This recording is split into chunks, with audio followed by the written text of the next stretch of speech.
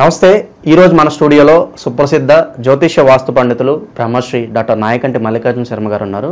So September మాసంలో మిథున్ రాశి వారి పరిస్థితి ఏ విధంగా ఉండబోతుందో గురుగారి నుండి తెలుసుకుందాం. నమస్కారం గురుగారు. నమస్కారం అండి. గురుగారు, మిథున్ రాశి వారి పరిస్థితి సెప్టెంబర్ మాసంలో ఏ విధంగా ఉండబోతుంది? ప్రజెంట్ వీళ్ళ టైం ఎలా నడుస్తుంది? ఎలాంటి జాగ్రత్తలు తీసుకోవాలి? తప్పకుండా. ఓం శ్రీ గురుభ్యో నమః. మిథున రాశి వాళ్ళ యొక్క ఫలితాలు మన సెప్టెంబర్ మాసంలో చెప్పుకోబోయే ముందు గ్రహ సంచార వీక్షణం ఏ విధంగా ఉందో చూసుకోవాలి. ఇవన్నీ కూడా గోచారరీత్యా చెప్పబడే ఫలితాలు మాత్రమే. ముఖ్యంగా మిథునంలో గురువు, శని మీనరాశిలో వక్రస్థితిలో ఉండటం, రాహు కుంభరాశిలోను, కేతువు సింహరాశిలోను, కుజుడు ప్రథమార్థంలో కన్యారాశిలోను, ద్వితీయార్థంలో తులారాశిలోను, అలానే శుక్రుడు వచ్చేటప్పటికల్లా మరి కర్కాటక సింహరాశిలో సంచారం చేయటం, అలానే ముఖ్యంగా రవి బుధులు సింహరాశిలోను అలానే కన్యారాశిలోను సంచారం చేయడం జరుగుతుంది. అంటే గురువు, శని, రాహు, కేతు గ్రహాలనేవి ఆయా స్థానాల్లో ఉన్న బుధుడు, శుక్రుడు, రవి, కుజుడు మారుతుంటాడు. ఈ 4 గ్రహాలు ఫిక్స్గా ఉన్నాయి, 4 గ్రహాలు మారినాయి టోటల్గా. అంటే అదే వరుసలో మారుతూ ఉంటాయి. అంటే ఇదే వరుసలో మారుతూ ఉండటం వల్ల కొంతమంది ఏంటంటే దీన్ని మాళికా యోగం అని, గ్రహాలకు సంబంధించిన యోగం అని మనకు శాస్త్రంలో చెప్పారు. అయితే ఎలా ఉండబోతుంది గోచారం అనేది? ఎలా ఉండబోతుంది? ఈ గోచారరీత్యా సహజంగా మిథున రాశి వాళ్ళు ఏంటంటే ఆ పని జరిపించే వరకు కూడా వాళ్ళు పట్టుదలతో ఉన్న వ్యక్తులు మిథున రాశి వాళ్ళు. అంటే టైం మెయింటైన్ చేస్తుంటారు మిథున రాశి వాళ్ళు. అంటే మనం ఒక వ్యక్తి వాళ్ళ దగ్గరికి వెళ్ళారనుకోండి, తొందరగా రాలేదు అని అనుకుంటారు. అంటే ఏదైతే 9 గంటల 15 నిమిషాలు చెప్పారో వాళ్ళు దానికంటే అడ్వాన్స్గా ఉంటారు మిథున రాశి వాళ్ళ యొక్క క్యారెక్టర్. అంటే 10 మందిలో మనం చూస్ చేసుకుంటే 7-8 మంది అంతే ఉంటారు. కోపం కూడా ఉంటుంది. కరెక్ట్ టైం మెయింటైన్ చేయాలని పోస్ట్ పోన్ చేయరు మిథున రాశి వాళ్ళ యొక్క క్యారెక్టర్. అయితే గోచారరీత్యా ఎలా ఉండబోతుంది అని అంటే, మిథున రాశి వాళ్ళకి రాస్యాధిపతి అయిన బుధుడు చతుర్థ స్థానంలో ద్వితీయార్థంలో రావటం వల్ల రవి బుధుల యొక్క కలయిక వల్ల వ్యాపార రంగంలో అనుకూలంగా ఉంటుంది. అంటే వృత్తి, ఉద్యోగ, వ్యాపార రంగంలో అనుకూలంగా ఉంటుంది. అంటే చిరు వ్యాపారులు అంటారు, అంటే పూలు, పండ్లు, బజ్జీలు వేసేవాళ్ళు, ఇలాంటి వాళ్ళకు కూడా అనుకూలంగా ఉంటుంది.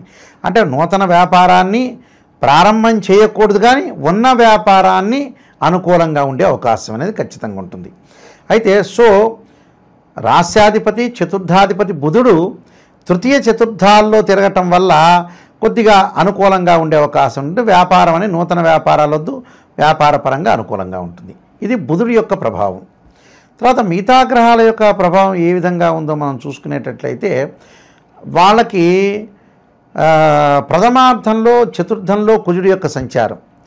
అంటే చతుర్థం అంటే లాభాధిపతి, అలానే వీళ్ళకి వచ్చేటప్పటికల్లా షష్టమాధిపతి కుజుడు చతుర్థ పంచమాల్లో ఉండటం వల్ల కొద్దిగా తల్లి యొక్క ఆరోగ్య విషయంలో కానీ, భూ సంబంధమైన తగాదాలు కానీ, భూమి విషయంలో వివాదాలు కానీ, ఇల్లు కొనేటప్పుడు బిల్డర్స్తో గొడవలు, ఇంటి ఓనర్స్తో గొడవలు జరిగే అవకాశం, వాహన ప్రమాదాలు జరగకుండా చూసుకోవాలి. కుజుడి యొక్క ప్రభావం, కుజుడు వాహన ప్రమాదాలను ఇలాంటివి ఇచ్చేవాడు కాబట్టి ఏది కూడా భూ విషయాల్లో కొంత జాగ్రత్తగా ఉండటం మంచిది. ఈ పొలాల దగ్గర కూడా గొడవలు జరగకుండా, ఇల్లు మనం తీసుకునేటప్పుడు లోన్ రాలేదని, అది రాలేదని బిల్డర్స్తో గొడవలు, ఇలాంటి వివాదాలన్నీ కుజుడి వల్లే వస్తుంది గొడవలు. అలానే అన్నదమ్ముల మధ్యలో కూడా డిస్ప్యూట్స్ రాకుండా చూసుకోవాలి. కోర్టు ఎక్కే వరకు రాకూడదు, కోర్టు వరకు వెళ్ళే రాకుండా కాపాడుకోవటం చాలా ఇంపార్టెంట్. దాని తర్వాత ఇక్కడ మిగతా గ్రహాలు చూస్తే తృతీయంలో కేతు ఉన్నాడు.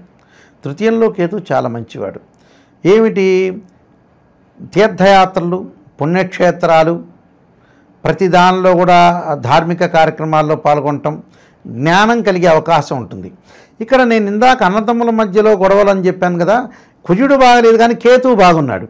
అన్నదమ్ముల మధ్యలో గొడవలు వచ్చినట్టు వచ్చి సమసిపోయే అవకాశం ఉంటుంది కేతుగ్రహ ప్రభావం వల్ల. అందువల్ల అన్నదమ్ములు ఏమి ఇబ్బంది పడాల్సినప్పుడు లౌకిక జ్ఞానంతో వెళ్ళండి, సర్దుబాటుతనంతో ముందుకు వెళ్ళండి.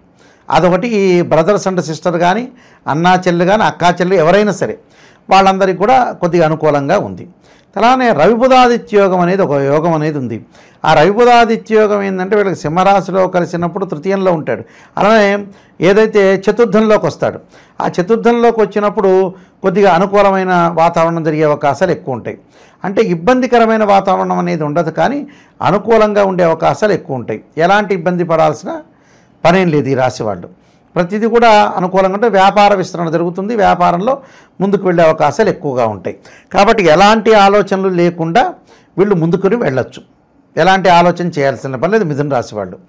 అయితే ఈ రాశి వాళ్ళకి ఏమిటంటే జన్మంలో గురువు ఉన్నాడు. జన్మంలో గురువు ఉన్నప్పుడు పొదుపు పాటించాలి డబ్బుల విషయంలో. అంటే వచ్చింది కదా అని శుక్రుడు బాగున్నాడు, శుక్రుడు ఒక రకంగా బాగున్నాడు.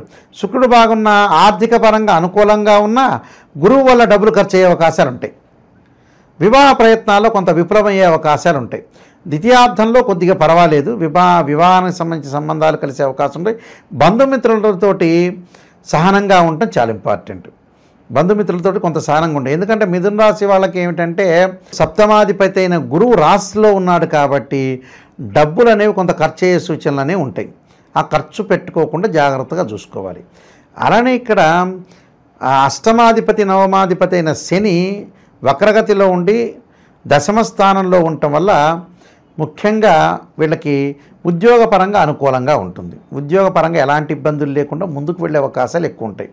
నూతనంగా ఉద్యోగాలు కూడా లభించే అవకాశాలు కూడా ఉన్నాయి. ప్రైవేట్ సెక్టార్లో ఎంప్లాయీస్ ఉంటారు, వాళ్ళందరికీ కూడా మంచి అనుకున్న దానికంటే కూడా ఎక్స్పెక్ట్ చేసిన దానికంటే కూడా మంచి ఉద్యోగం వచ్చే అవకాశం ఎక్కువ ఉంటుంది. ఇక్కడ రాహు ప్రభావం వల్ల కూడా విదేశాలకు వెళ్ళే అవకాశాలు ఎక్కువగా ఉంటాయి. అంటే విదేశాలకు వెళతారు, అక్కడ మంచి యూనివర్సిటీలో కూడా విద్యార్థులు సీట్ వచ్చే అవకాశాలు ఖచ్చితంగా ఉంటాయి. విద్యార్థులు కొద్దిగా కాన్సన్ట్రేషన్ చేస్తే చాలు అన్ని మంచి జరిగే అవకాశాలు ఖచ్చితంగా ఉంటాయి. కాబట్టి ఎలాంటి ఇబ్బందులు పడాల్సిన రవిగ్రహాన్ని చూసుకునేటట్టే ఇందాక రవిబుధుల యొక్క విషయాన్ని చెప్పినప్పుడు మంచి యోగం అది. అలాంటి ఈ మిథున రాశి వాళ్ళకు మంచి యోగం కాబట్టి అదృష్టం వరించే అవకాశాలు ఉన్నాయి. అదృష్టం అనగానే గురువుగారు నాకేం అదృష్టం లేదండి, ఎందుకు జన్మజాతకంలో కూడా అదృష్టం ఉండాలి. ఇక్కడ గోచారంలో నేను ఇందాక చెప్పినట్టుగా ఎంత కృషి చేసినా ఆవగింజంత అదృష్టం ఉండాలట. ఈ ఆవగింజంత అదృష్టం అనేదే గోచారం నిజం చెప్పాలంటే. జన్మజాతకాన్ని చాలా ఇంపార్టెంట్గా తీసుకోవాలి. జన్మజాతకాన్ని తీసుకుని ఈ రెండింటినీ రాశిచక్రాన్ని క్లబ్ చేస్తే అసలు విషయం బయటపడిపోతుంది. అందువల్ల ప్రతి శుక్రగ్రహం వల్ల కూడా కొంత మిశ్రమైన ఫలితాలు వచ్చే అవకాశం ఖచ్చితంగా ఉంటుంది వీళ్ళకి. కాబట్టి ఏమీ ఆలోచన చేయాల్సిన పని లేదు. కొన్ని ప్రత్యేకంగా రెమెడీస్ చేసుకొని ముందుకు వెళ్తే వాళ్ళకి మంచి జరిగే అవకాశాలు ఖచ్చితంగా ఉంటుంది. మిథున రాశి వారు ఎలాంటి పరిహారాలు చేసుకోవడం ద్వారా మంచి ఫలితాలు ఉంటాయంట? శుక్రగ్రహానికి అనుకూలంగా ఉండటానికి వధూవరులకి ఎప్పుడైనా సరే వివాహాలు ఆలస్యమవుతున్న వాళ్ళు అబ్బాయి ఏం చేయాలంటే కన్యాపాశుపతాశ్రుద్రాభిషేకం, అమ్మాయి వచ్చే వరపాశుపతాశ్రుద్రాభిషేకం, అఘోర గౌరీపాశుపతాశ్రుద్రాభిషేకం చేయటం మంచిది.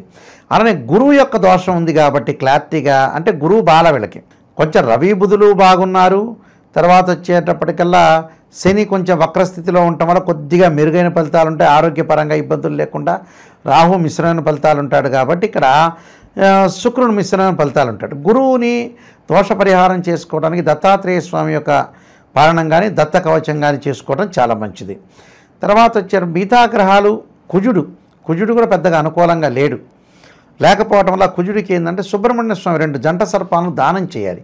మనకు గ్రహణం వస్తుంది కదా, ఆ గ్రహణంలో అంగారక జపం చేయటం చాలా మంచిది. ఓం నమః శివాయ పంచాక్షరి చేయటం, అప్పుడు ఆ గ్రహణ సమయంలో సర్పాలను దానం చేస్తే కూడా చాలా మంచిది. ఈ విధంగా రెమెడీస్ చేసుకొని ముందుకెళ్తే వాళ్ళకి మంచి జరిగే అవకాశం ఖచ్చితంగా ఉంటుంది. ఓవరాల్గా మిథున రాశి వారి పరిస్థితి ఏ విధంగా ఉండబోతుంది సెప్టెంబర్ మాసం అనేది అద్భుతంగా వివరించారు. ధన్యవాదాలు. నమస్కారం.